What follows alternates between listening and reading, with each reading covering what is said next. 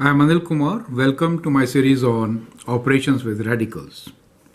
We'll actually work with square roots in this particular video. So square root of, let's say, any number b could be written as equal to b to the power of half. So that is the radical with which we'll be working in this particular video. And more complicated ones we'll take up later in another video. When we say mixed radical, that means we are trying to write something like this. That means there's something outside and something inside the radical. Now a mixed radical could be written also as b, and a could be taken inside, written as a square, b within square root, right? So these are the basic concepts with which we are going to work in this particular video. The topics of our interest will be to simplify radicals and mixed radicals, write mixed radicals as radicals, add and subtract radicals, multiply and simplify radicals, multiply binomial radicals, solve radical equation, rationalization, and here is your last question: is square root of x square equals to x? So let's begin with the very basic and try to understand the concepts. Simplify radicals and mixed radicals basically means we need to write this radical as product of numbers. One of them should be a perfect square. Only then you can simplify, otherwise you cannot simplify, right? So the idea here, or the strategy, is to write the radical as perfect square factors. Let us see how to do it. The very first one, for example, is 98. So 98 could be written as 49 times 2, right? We chose 49 because 49 is 7 square. So I could write 49 as 7 square times 2, right? Now square of square root becomes the number itself, so it could be written as 7 square root 2, and that is how we simplify it. So what we have got is square root of 98 is equivalent to 7 square root 2. This is also called mixed radical. Therefore, the example simplify radicals and mixed radicals, right? So we basically write this in the form of mixed radical. The next one here is square root of 200. So how do we get it into a perfect square? Well, 100 is a perfect square. We could think about 100 times 2, right? So 100 is 10 square. So we could now write this as 10 square times 2. And 10 square square root is 10. So we could write this as 10 square root 2. Do you get an idea? So that is the exercise which you need to do. 27 over 32. We can write 27 as what?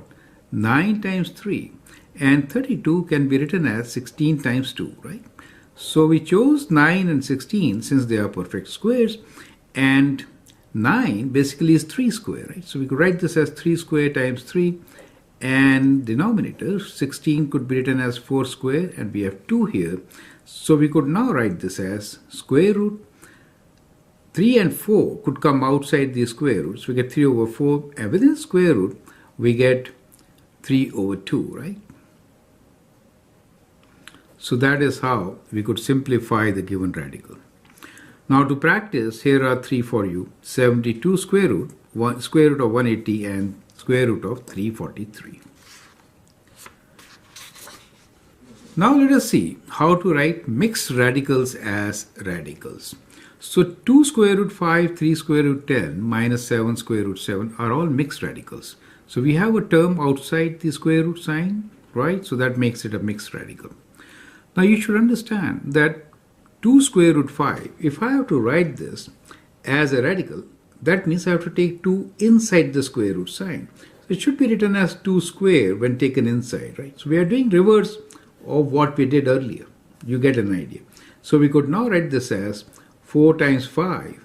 This decimal here is times, okay? So we get square root of 20 as our answer. Perfect. This is not a decimal. This is multiplication sign for all our work in this particular video. So now 3 square root 10. We need to take 3 inside, so we'll write 3 square inside, correct? Times 10. And that is 9 times 10. Let me write like this so that's more clear to you.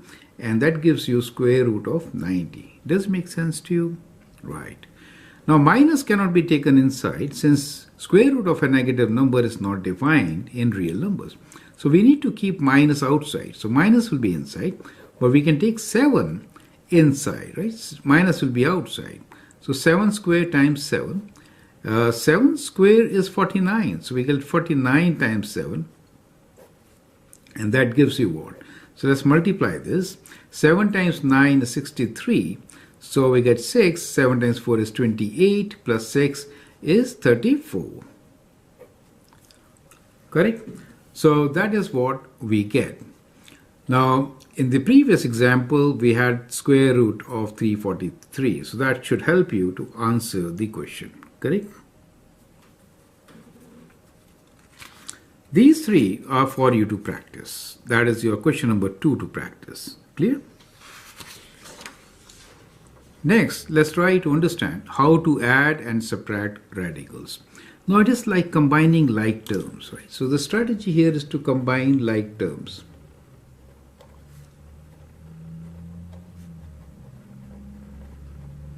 Correct?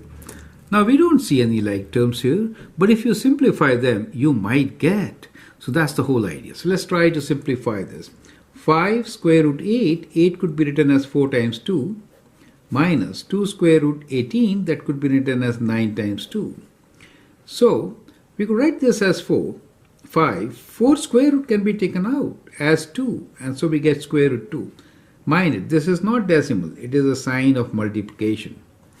2, and from here, square root of 9 is 3, so we can take it out as 3 and write 2 within square root. So we get 10 square root 2 minus 6 square root 2. 10 minus 6 is 4, so we get 4 square root 2 as our answer. Now you can see here that we could combine 10 square root 2 and 6 square root 2 since they are like terms. So if you have the same radical sign, we say we have like terms. And so they could be added or subtracted. Is that clear to you? Okay. 45 square root minus square root of 32 minus square root of 125 plus square root of 50. Square root of 45 could be written as 9 times 5. 9 is a perfect square. Here 16 times 2. 16 is a perfect square. 125 is 25 times 5. 25 is a perfect square. 50 square root is 25 times 2, right? So the idea here is to write this number as a product of a perfect square times some other number. So you should know your perfect squares. That's very key. Now, square root of 9 is 3, and then we are left with 5 within square root. Here we have 4 square root 2, and then we have 5 square root 5, and then we need to, 25 is also 5, so 5 square root 2. Correct? Now we can combine the like terms. The like terms here are, these two are like terms and these two are like terms. So we could actually combine them. So when I do 3 minus 5, let me write them together first, then it will be easier. So we'll write this kind of rearrange. Okay. Now let's combine. Combining these two, we get minus 2 square root of 5. And combining these two, we get plus 1 square root of 2. No need to write 1, correct? So that becomes our simplified answer after combining the given radicals. Is that clear? You need to perform this operation. Here, these are your practice questions. Let's move forward and see how to multiply radicals. Now the rule to multiply radicals is something like this. So if I have a radical b times, let's say c radical d, right? So if I have to multiply this, then I'll multiply a with c. So I get a times c, and within square root, I'll multiply b and d. Is that clear? So that is how we are going to multiply. So multiply outside terms with outside terms and inside terms with inside terms. Clear? So let's do it. So in this case, we have to multiply the inside terms with both of them with 2 square root 3. So when you multiply, let me write in steps, 2 square root 3 times 5 square root 6, this is what you get, minus 2 square root 3 times square root 3, right? So you have to multiply 2 with 5 to get 10, 6 with 3 to get 18, minus, here we have only 2, and square root 3 square root 3. You could directly write 3 here because that would make it, or you can go one more step, square root 9, and then come out with the answer. Well, we know square root 18 could be written as 9 times 2, and here square root of 9 is 3, so we could write this as 2 times 3. Now that gives us 10, and 9 comes outside as 3, and we get square root 2, and here we have 6. So the answer now is 30 square root 2 minus 6. So that is how you could multiply and write in the simplest form. Is that clear? Let's do this operation once again. So the steps involved are, we got to multiply the outside term with both inside. So that is the distributive property, right?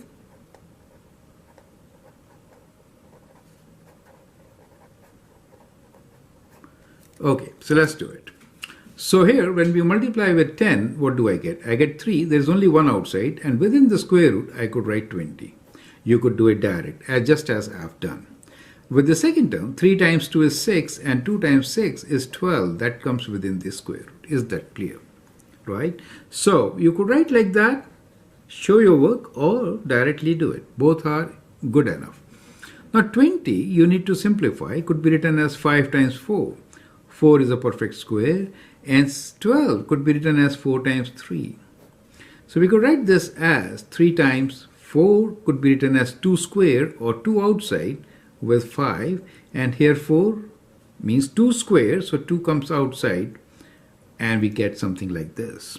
3 times 2 is 6 square root 5 plus 6 times 2 is 12 square root 3. Is that clear? So that is how we are going to simplify and write our result. So I hope the steps are clear. So let's go through them once again. Basically, we multiplied the inside terms with the term outside.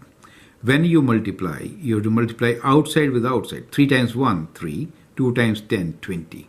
3 times 2, 6. 2 times 6, 12. Now it is a question of simplifying. Write 20 as a product of at least one perfect square, which is 4. 4 times 5. Now 4 could be simplified. Square root of 4 is 2, since 2 square is 4. So we get to the next step, and then I hope it's clear, right? Practice with these two examples. That will give you clarity of how to work with it. Now here is another one. This time we'll work with binomials, right? So we'll see what is the square of 2 square root 3 minus 2, and what happens when we have product of two binomials. Now square, you could apply the rules which you've learned, that is a plus b whole square is a square plus 2ab plus b square. If it is negative, then negative. Perfect, you could do that. Or you could write this as a product and then expand, right? So let's begin with this one first. So here we have two binomials being multiplied. So first we'll do with one of them, which gets multiplied to both. So with this, we'll multiply these two first. Okay, so what do we get? 2 square root 5 times square root 10 gives us 2 square root 50. Now 2 square root 5 times 2 square root 6 will give us 2 times 2 as 4 and square root 30, 6 times 5. Now we'll multiply each term with 3 square root 3. 3 square root 3 times 10 square root minus sign, so 3 square root 30. And then again minus 3 times 2 is 6, and within square root we get 18. Is that clear to you? Perfect. So that is how you should be doing it, right? Now we can write 30 and 50 as product of numbers which could help us simplify, right? So 50 could be written as 25 times 2, right? So we'll write 50 as 25 times 2, that is 50. As far as 30 is concerned, 30 is 6 times 5, but we really don't get any perfect square as a factor of 30. But here we have 4 minus 3, and both are with same square root 30. We can combine them. So combining, we get square root of 30. Does make sense to you, correct? And here we'll write 6. Square root 18 could be written as 9 times 2. So we get 25 square root is 5. So it comes out, we get 2 times 5. Within square root we have 2. Here we have square root of 30. And here 3 comes out, right? 3 is square root of 9. Now these two are common terms which can be combined. 2 times 5 is 10. We get 10 square root 20. Now plus 30, square root 30, right? And here we get minus 18 square root 2. Now minus 18 square root 2 and 10 square root 2 can be combined. So what we get here is square root of 30 minus 8 square root 2. Is that clear to you? So that is how we could have a product of two binomials with radicals. Now let's see how to do it. We'll actually apply the formula to do it. Otherwise, you could do this also. So we could write this as 2 square root 3 whole square minus, since this is minus inside, 2 times 2 square root 3 times square root 2 plus square root 2 whole square, right? So square of this is 4 and 3 because square root 3 square is 3. Here we get 2 times 2 is 4 and within square root we get 6, 3 times 2. Square root square will be the number itself, so we get number 2 here. So we have here 12 minus 4 square root 6 plus 2 and that gives you 14 minus 4 square root 6. Is that clear? So that is how we are going to get the final answer. Perfect. Now here is a question for you to do. Let's take a small break here, enjoy the wildlife here in Canada, and then we'll continue with the rest of the questions.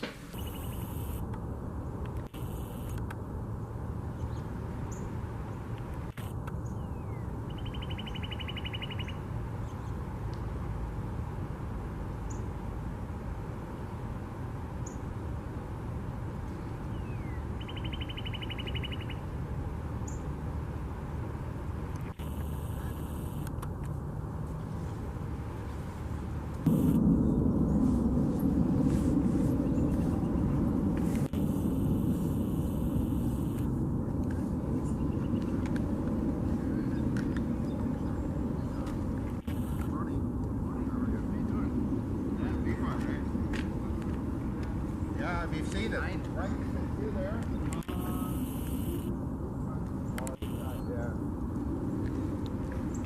Now we'll explore what we have learned. We have also learned about radical exponents and now we have learned about radical operations. So combining these two, we have some equations to work with. Here are two examples which I am going to solve and these two are for you to do. So the first one is square root of 2 to the power of x is 64. How do I solve it? Well, square root of 2 really means 2 to the power of half, right? That is square root of 2. And we are given this to the power of x, so I have written it here. Now, 64. Can you write this as a power of 2? 2 to the power of what is 64? Well, let's look into it.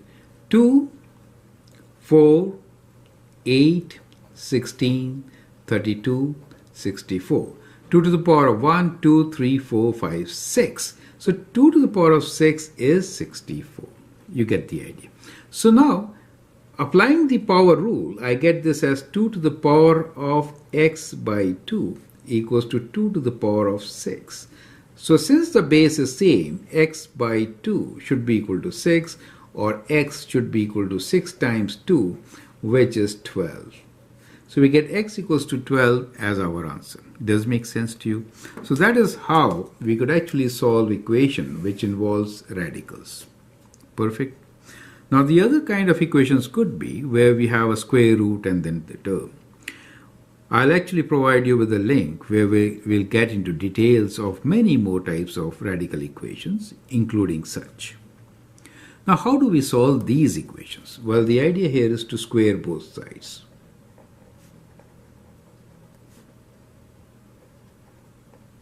Well, while squaring, sometimes we might get some errors. So you have to check your result and check results. Okay, so that is kind of very important. So if I square both sides, what do I get? I get square root of x minus 2 whole square is equals to 4 square, right? So when you square, you get x minus 2, which is equal to 16. Now that means x is equal to 16 plus 2, right? So x equals to 18 is our answer. So now let's check. So if I substitute 18 here, so we get 18 minus 2, which is square root of 16, and which is indeed 4, and that is correct. Perfect. So that is very important to understand. You should remember one thing. Square root is always positive, right? So remember, note.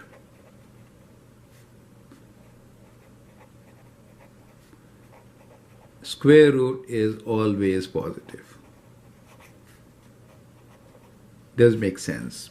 So if you remember the graph of a square root function, basic function, it will look kind of like this.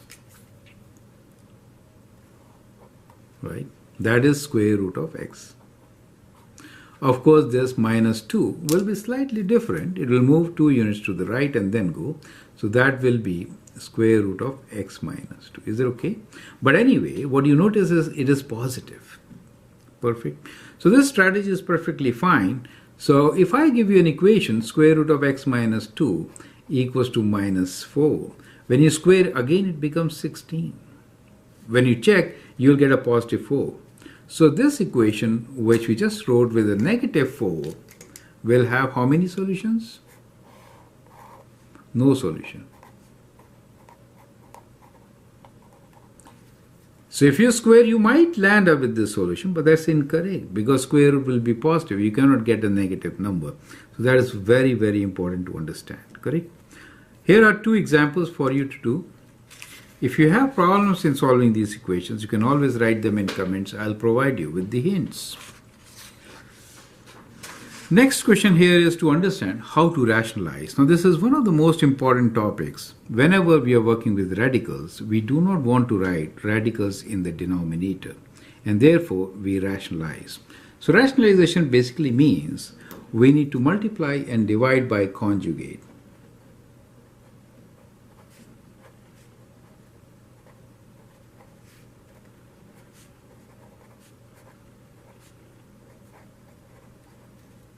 So that means if we have something like a plus square root of b, then the conjugate is a minus square root of b, right? So that is the conjugate.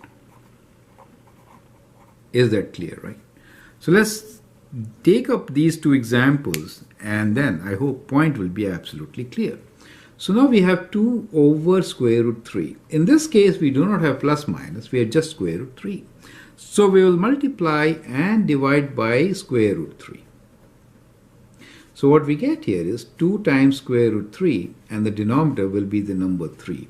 Square root 3 times square root 3 is 3. So in the process, we have avoided square root in the denominator. So we have rationalized the denominator. Perfect. Let's do this one. So here we have 2 plus square root 3 divided by 2 minus square root 3. Now we'll multiply and divide by its conjugate, which is 2 plus square root 3. Is that clear? So when you multiply with its conjugate, we get difference of square in the denominator. So we get 4 minus square root 3 square, which is 3, right? So let me write square root 3 square first. You get the idea, right? Difference of square. Since we know that a plus b times a minus b is equals to a square minus b square. So square of square root 3 is 3, right? In the numerator, it will be a plus b whole square. So we get 2 times 2, which is 4, plus 2ab, which is 2 times square root 3, plus square root 3 square. So that gives you 4 plus 4 square root 3 plus 3 divided by 4 minus 3. So you can combine 4 and 3, get 7 plus 4 square root 3 divided by 1, correct? Or just 7 plus 4 square root 3 will be your answer. Clear? So when you rationalize it, you get a much simpler expression and you do not get radical sign in the denominator. That's the whole idea. So here are 2 examples for you to practice. So we are almost at the end. Now let's see what do we have. Here is one of the most important questions. So till now we had been saying that square root square is always the number. Is this true? Your answer, yes or no? Well, the answer is it is not true. Why? That is what we need to answer. It is not true. Okay, let's take some examples. So let's take some examples here, right? So what we will do here is we'll take some values of x, we'll write the square values, and we'll write the square root values of x square, correct? And we will see what happens. So if I take 0, 0 square is 0, square root of 0 is also 0, right? If I write 1, 1 square is 1, square root of 1 is 1. If I write 2, 2 square is 4, right? Square of 2 is 4, and square root of 4 is 2. And if I write 3, we get 9 here as the square, and square root of 9 is 3. So what do we notice here?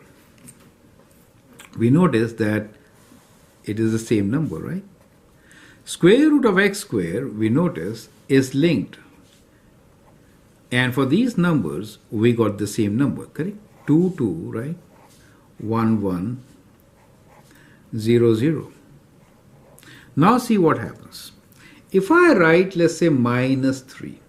Minus 3 square is what? Minus 3 square is 9. And square root of 9 is 3. Now check. If you check now, this was minus 3, not 3. Do you see they do not match? Is that clear? So what is square root of x square equals to? Is it equal to x? No. It is always positive, and therefore we write absolute value of x. So square root of x square is absolute value of x. So let me write down here. Square root of x square is absolute value of x, not just x. Now that is very, very important statement, and you should always remember this, right? So normally in our expressions we did what? We said square root of 13 square is 13, right? We wrote square root of 2 square as 2, correct? All this was true since x was greater than 0. So if x is greater than 0, no problem. So it works when x is greater than 0. So if x is greater than 0, in that case, square root of x square is equal to x. So in all our examples, wherever we did this, at that time, x was greater than 0. So it was not wrong. Is it okay? So you could now write here that square root of x square is absolute value of x. You could also say square root of x square equals to x if and only if x is greater than 0. You can say equal to also. Is that clear to you? So one of these statements could be true. But just saying square root of x square equals to x will be incorrect. Perfect. So that's a very important question to understand. And here I've shown you why it is so. So I hope that helps. So I hope we have learned the basic operations, how to work with radicals. That should give you a good starting point in many places, especially for algebra. And we'll take up more questions where we'll practice complicated radicals. Thanks for watching and all the best.